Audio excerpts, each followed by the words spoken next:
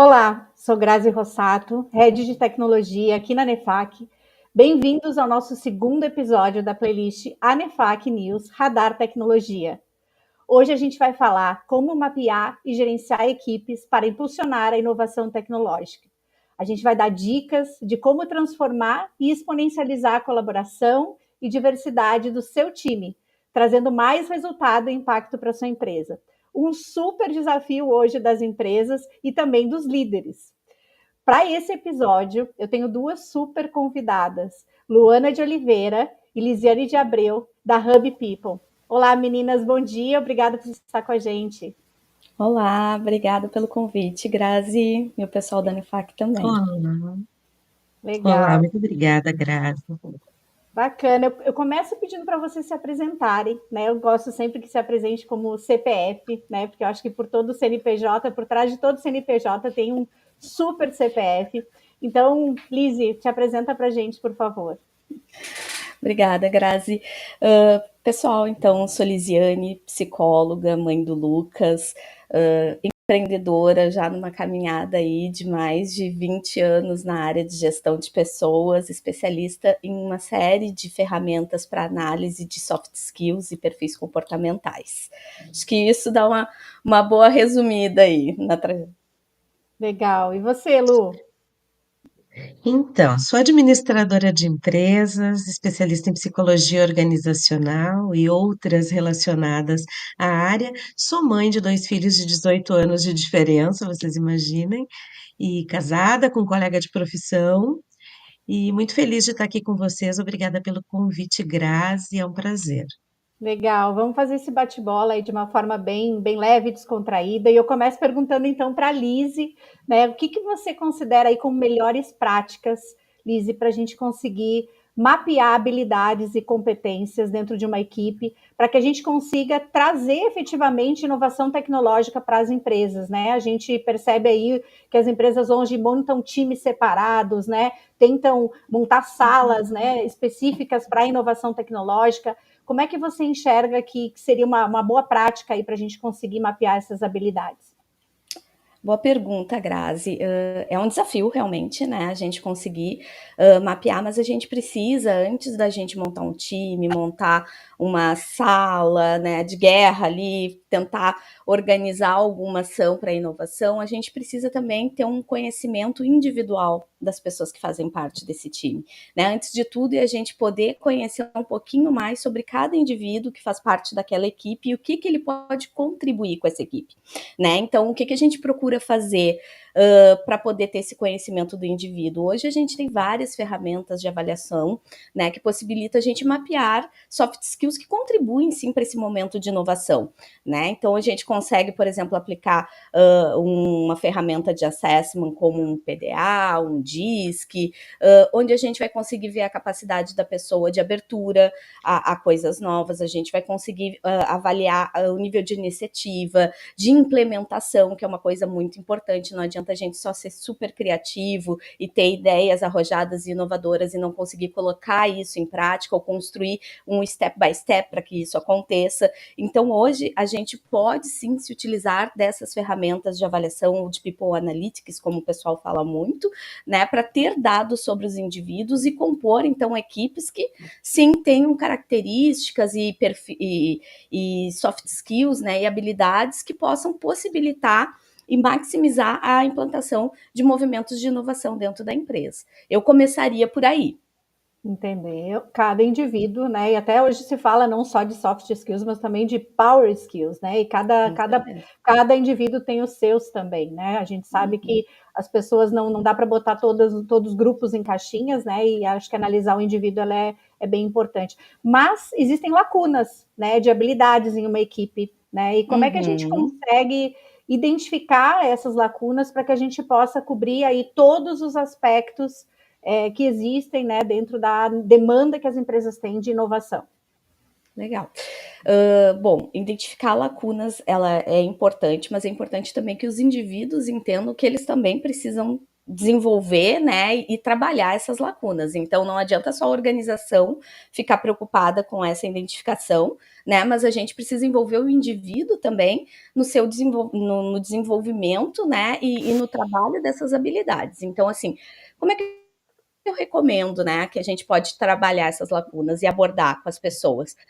Avaliações, por exemplo, 360 são uma boa forma da gente conseguir trabalhar essas lacunas, receber feedbacks constantes. Eu preciso sentar com os meus colaboradores e conversar com eles, dizer, olha, Grazi, você de repente está tendo um comportamento muito reticente com implementações de melhorias que a gente está propondo aqui para a empresa.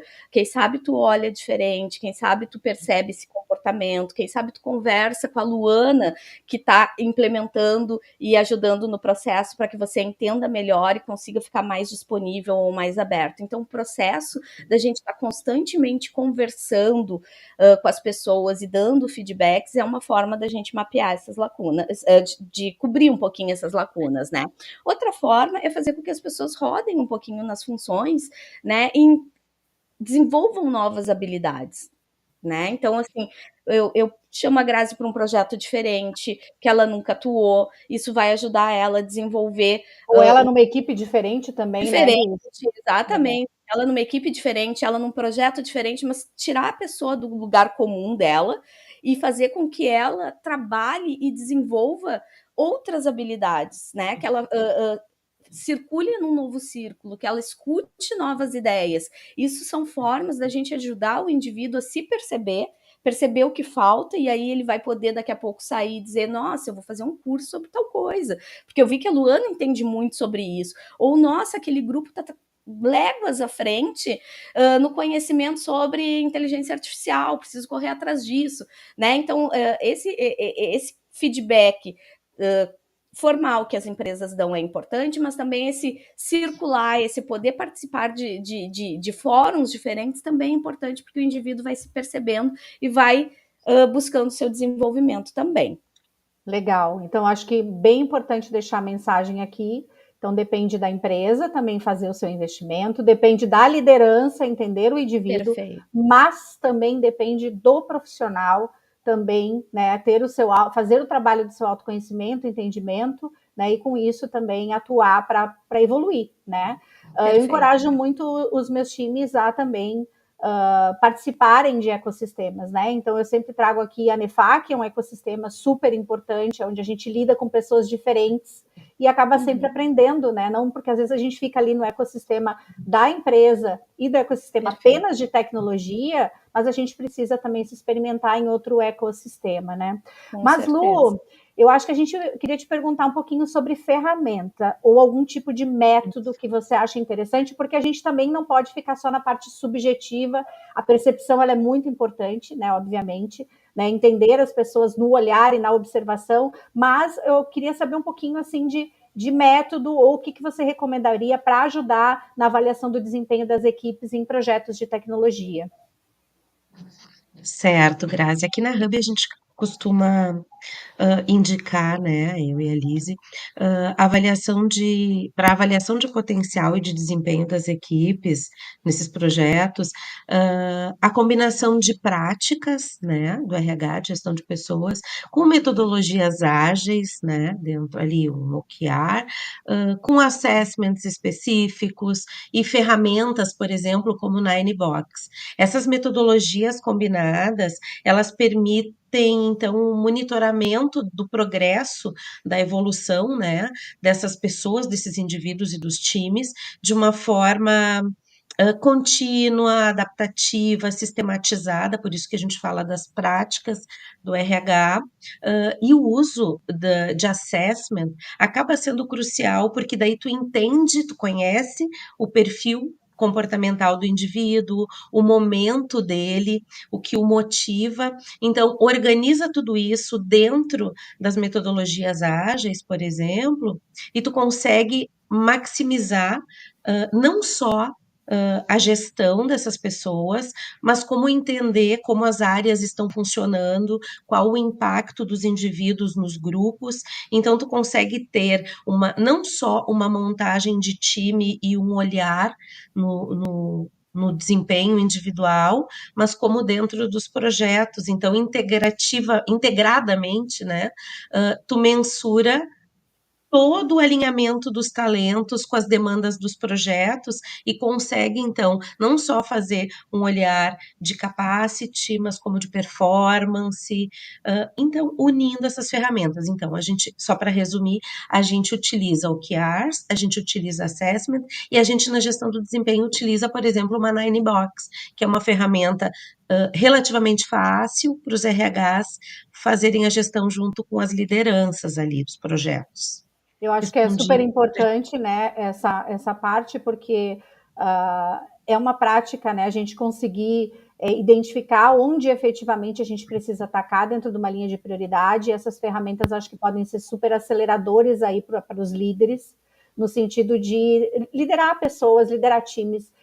Quando me perguntam, né, o maior desafio de empreender, eu digo que é a formação de times, né? E a liderança de pessoas realmente é uma atividade, é um desafio diário, né? Especialmente, né, depois de pandemia, né, que a gente percebe aí que as pessoas estão com outro mindset, né, algumas mais sensíveis, enfim, a gente tem uma empresa para liderar e que precisa dar resultado, né? Então, a gente equilibrar tudo isso sempre é um desafio, e ferramentas como essa certamente ajudam nesse processo, né? Mas a gente fala muito, Liz, pode complementar, Lu. E em tecnologia, né, Grazi, tem muita gente no remoto, né? Então, ter essas ferramentas conectando tudo, tu consegue fazer esse monitoramento de uma forma que fique, vamos dizer, não simples, mas organizada. E ali tá sempre no teu Visual, né? dashboard, né? Tá tudo visualmente à disposição de quem faz a gestão dos times, né? A gente tem que Legal. aprender, né, Grazi, que gerenciar pessoas é também uma área da empresa e precisa de dados também, né? A gente precisa de indicadores. A gente tem indicadores para a área comercial, a gente tem indicadores de vários setores, né? Então, a área de recursos humanos, a área de people também é uma área que precisa trabalhar com indicadores, por isso essas ferramentas. E a gente fala muito sobre diversidade, né? A compreensão de diversidade ela é bastante abrangente. Recentemente também eu tive num evento que falava justamente sobre as questões de pessoas que têm mais dificuldade de acesso, né? Então, surdos, mudos, isso também é diversidade. Então, a pauta, né, ela é muito complexa. E quando a gente fala de diversidade, eu gosto sempre de trazer experiências diferentes, opiniões diferentes, e já falei aqui em outro momento que a gente encorajado nas escolas a se aproximar dos iguais, né? E no ambiente de trabalho a gente é encorajado a se aproximar do diferente, né? E aqui nós temos um problema instaurado dentro das empresas, né? Então, como é que a gente pode cultivar e gerir tudo isso, né? Para que a gente consiga realmente trazer benefícios tangíveis para que as empresas tenham realmente inovação tecnológica, né? Então, Liz, se tu puder complementar sobre isso, eu gostaria de te ouvir. Então, a gente tem dois momentos assim para falar da diversidade, porque a diversidade não é só de gênero, não é só de raça, né? Mas nós somos seres diversos, né? A Luana não é igual a Grazi, que não é igual a Lise. Então, assim, a gente começa com a diversidade buscando juntar pessoas de estilos diferentes, de perfis diferentes, personalidades, qualidades, habilidades diferentes. Então, quando a gente forma grupos, é importante a gente entender o quanto a complementariedade de habilidades e de perfis ela agrega para movimentos de inovação e de tecnologia, porque eu tenho às vezes um profissional de tecnologia que é um pouco mais introvertido, um pouco mais calado, e aí eu tenho uma outra profissional que consegue ter uma habilidade de comunicação melhor, um estimula o outro, um complementa o outro. E é claro que, óbvio, entra também a diversidade dentro dessa linha que você colocou, né, que hoje tanto se fala de gênero, né, de raças, de credos, enfim, porque elas também complementam numa questão de mindset, né, porque senão a gente fica dentro de um olhar, de um pensamento de grupo. A Carol Dweck que fala sobre mindset, escreveu aquele livro, né, e fala sobre mindset fixo e de crescimento, ela fala do mindset de grupo, que a gente acaba se alinhando muito a questões de grupo, enfim, todo mundo que pensa muito igual, aí quando a gente vê a organização inteira tá pensando da mesma forma. Então a diversidade, ela vem para ajudar nisso, né, a Lu trabalha muito com essa questão de programas inclusivos, ela pode colocar o quanto isso contribui também. Isso, uma cultura inclusiva, então, nesse sentido, não só de pessoas complementares e heterogêneas, como a Lizzie trouxe, então, onde diferentes vozes podem ser ouvidas e valorizadas, contribui muito e estimula a inovação. Esses programas de diversidade e inclusão, eles devem ser implementados, então, e acompanhados, para mitigar os vieses inconscientes, por exemplo, utilizando indicadores como diversidade funcional, cognitiva e de background. Isso faz com que um time mais heterogêneo, então, se complemente, se provoque, né, positivamente para estimular novas ideias e fomentar a inovação de fato. Né? Então, quando se fala desses programas de inovação, de mentalidade de inovação, a diversidade é fundamental para que seja potencializado, né, esse mindset. Legal. Então, esses indicadores aí de sucesso que você está recomendando, eles são? Diversidade funcional, cognitiva e de background. Então, tu Perfeito. começa a cruzar tudo isso na montagem dos times, né? Que tipo de pessoa, de onde ela vem, qual é a experiência, né? O background dela, quem é essa pessoa e o que que ela pode fomentar a partir do que a Lizzie falou da complementaridade que vem lá de uma avaliação de perfil comportamental, né? Do assessment, enfim, para que seja uma equipe multidisciplinar, para que promova uma colaboração rica, né? Então, vejam a Tem vários importância. indicadores. Sim, sim, mas vejam a importância, né, da área de recursos humanos nesse momento, que em muitas empresas, né, é uma área que trabalha muito ainda dentro do seu silo, né, a gente sabe Uhum. disso, a importância da área de recursos humanos, da área de gente e cultura, de atuar próximo ao negócio, como forma de prover, né, e apoiar de forma bem estratégica a inovação tecnológica. Né? Então aqui a gente está aproximando, né? Hoje eu acredito muito nisso, né? Que a gente está aproximando as áreas, né? Tanto as áreas de negócio como as áreas de tecnologia, a se conectarem e tratarem os processos, tratarem a forma que atuam de forma jornada mais fluida e se complementando, né? Colaborando e ajudando umas às outras, né? Uhum. Mas a gente sabe aí que para transformar uma equipe tradicional né, numa equipe que possa escalar, se adaptar e trazer mudanças para o mercado, é um desafio. Né? Isso passa por cultura, passa por muita coisa. Né? Então, como é que eu inovo numa empresa? A gente está com tantas empresas aí tradicionais no mercado e com tanta dificuldade de trazer inovação, né? Eu também já brinquei em outra oportunidade que desde 2009 se brincava com 2009 da palavra inove, né? Então isso é uma coisa que já vem há muitos, muitos anos, né? A gente está falando de inovação e da importância da gente se destruir antes que outro o faça, né? Tanto quanto o profissional, da gente se mudar enquanto pessoa, está evoluindo, né? Como para as empresas também, novos entrantes chegando, né? E recentemente até a gente falou sobre isso, né? Não adianta a gente focar no concorrente única e exclusivamente, e sim da importância da gente focar na entrega de experiência como forma de se perpetuar, né? E o quanto a entrega de Uhum. experiência ela é tão importante, né? E uma entrega de Uhum. experiência passa por equipes inovadoras, equipes, né, atualizadas, que são também pontos de contato com o cliente final. Então, eu queria te perguntar, Lise, né, como é que a gente consegue fazer essa mágica, né, esse clique de pegar uma equipe tradicional, né, para que a gente possa escalar rapidamente o negócio em empresas tradicionais, né, enfim, e conseguir prover aí mudanças significativas. Pergunta de US$ 1 milhão, né? Vamos tentar responder aqui. Assim, Grazi, eu acho que primeiro passo, a gente precisa entender a cultura da empresa e o quanto essa cultura da organização ela está aberta para processos de inovação. Todo mundo quer transformar, inovar, mas nem sempre estar aberto a isso. O Né? Nem ambiente não é sempre está, propício, né, não Lise? é propício, existem boicotes internos, uma empresa tradicional ela valida muito seus processos tradicionais, a gente chegou aqui porque a gente manteve isso, porque a gente entrega desta forma, então a mudança ali é algo que quebra alguns paradigmas.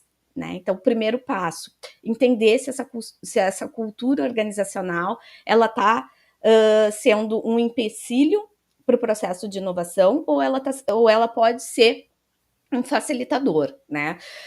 Trabalhar as lideranças é algo muito importante. Ontem a gente estava fazendo um trabalho numa empresa e aí uma das perguntas foi, ok, né? Vocês estão aqui falando das lideranças, que as lideranças não inovam, que precisam ser mais proativas, enfim, mas o quanto elas são estimuladas, o quanto elas realmente têm espaço para isso, o quanto uma ideia, quando ela surge, ela é bem acolhida, né? Ela é abraçada. Eu acho que a gente precisa trabalhar o mindset dessas lideranças, e quando eu falo mindset, eu falo essa coisa, a gente tem a gente pode ter um mindset fixo, né? Ou a gente pode ter um mindset de crescimento. Um mindset fixo é aquele que eu nasci para fazer isso, eu sou bom em fazer isso.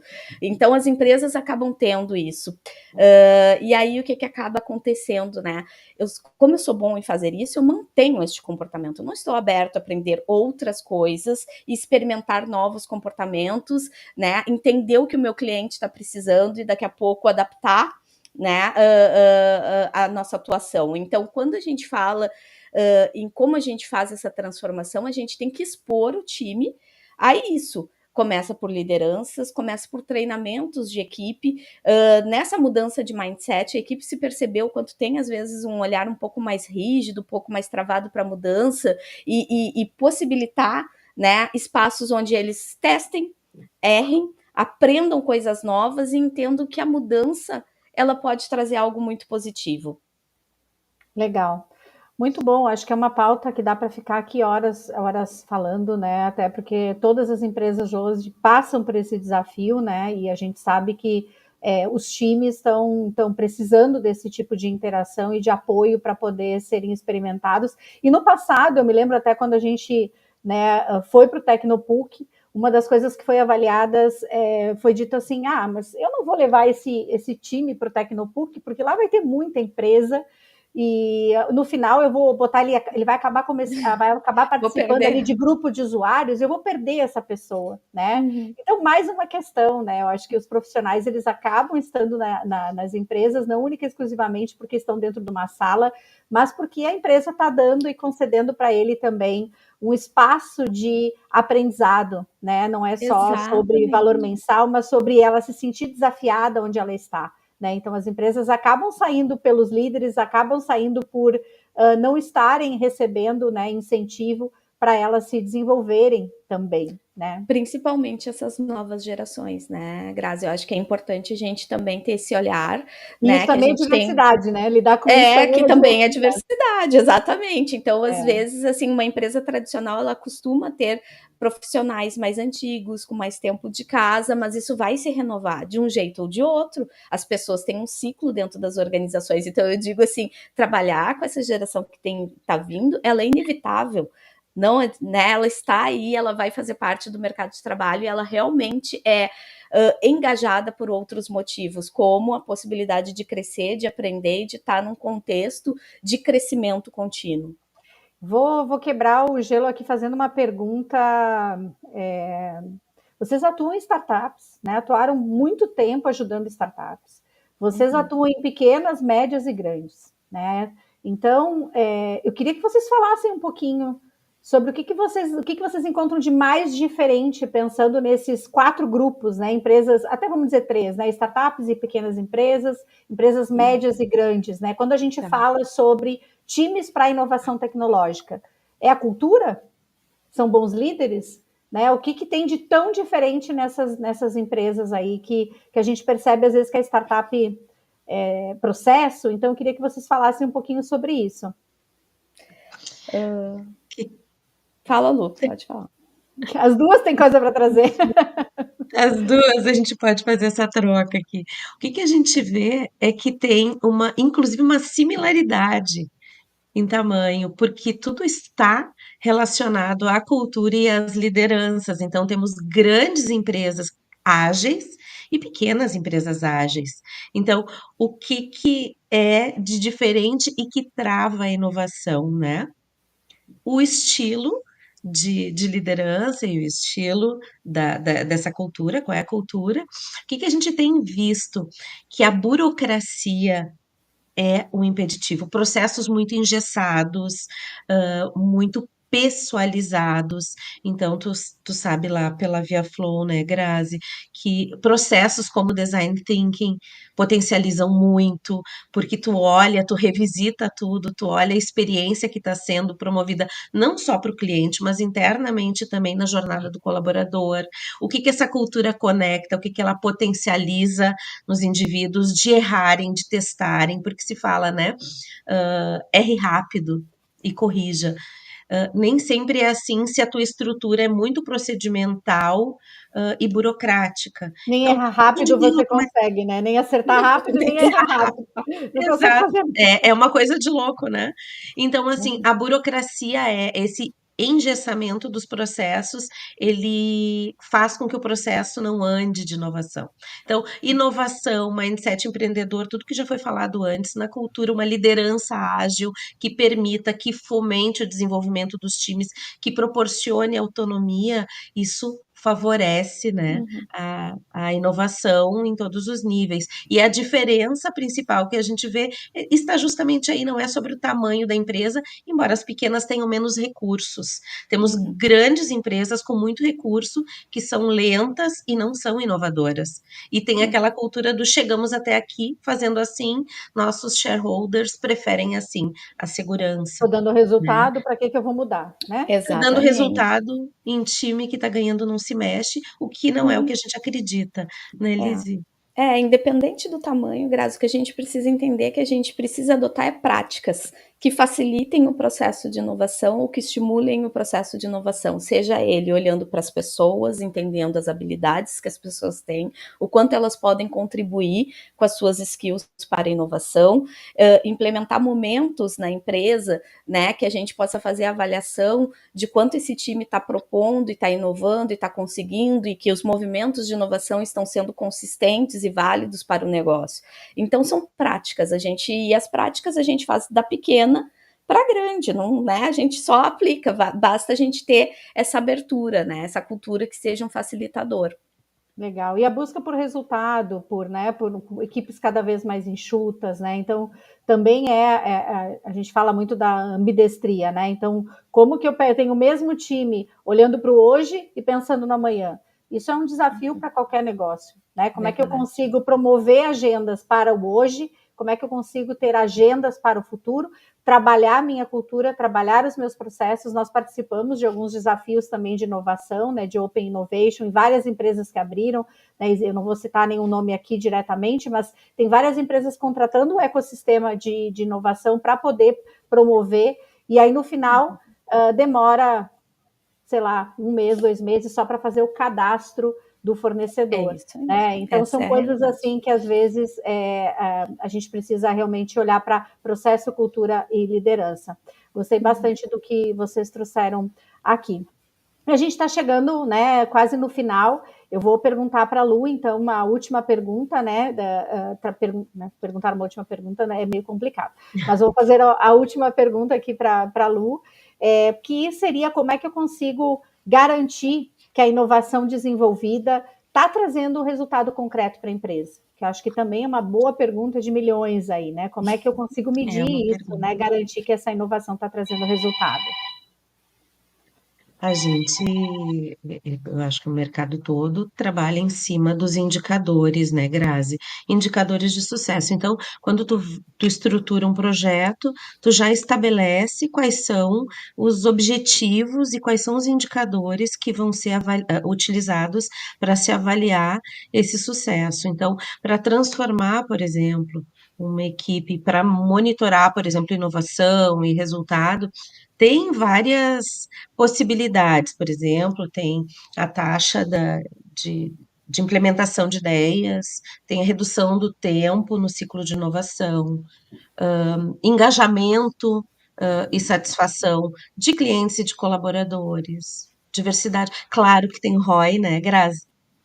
Que é fundamental, é dinheiro no bolso ali, que é uma taxa que o financeiro e os CFOs todos ficam olhando, mas tem também taxas de aprendizado, de adoção de novas tecnologias, da velocidade da resolução de problemas, do impacto dessas inovações nos objetivos estratégicos, alguns indicadores de mercado e competitividade, que daí é bem setorial, é bem do nicho do business, né? Taxas de falhas. Então, tem ali uma miríade, um combo que pode ser criado pelo negócio para cada unidade, para cada projeto, e alinhado ali com esse gestor do projeto. Isso faz muita diferença mesmo. Meninas, chegamos ao final, passa muito rápido. Queria super agradecer aí a participação de vocês, né, Luana, como vocês podem ter percebido, né, Luana, Elise, tu, gaúchas, né? Gente, desculpa. Muito bom. Então, conheço-as aí de algum tempo também, são profissionais aí que estão no mercado. Queria convidar todos para se conectar ao ecossistema da NEFAC, dizer que a nossa playlist Radar Tecnologia vem ao ar todas as quintas-feiras, das 8h30 às 9h da manhã. Então, fiquem ligados, né, no YouTube, nesse canal, para que a gente possa trazer novidades para vocês, pensando que tecnologia não é só sobre tecnologia, né? A gente está falando aqui de gente, a gente está falando de pessoas. Então, muito, muito obrigada, time, e até a próxima. Fiquem com a gente, então, até a próxima quinta-feira. Obrigada, meninas. Obrigada, Grazi. Obrigada, Obrigada, NEFAC. pessoal. Tchau. Tchau, tchau.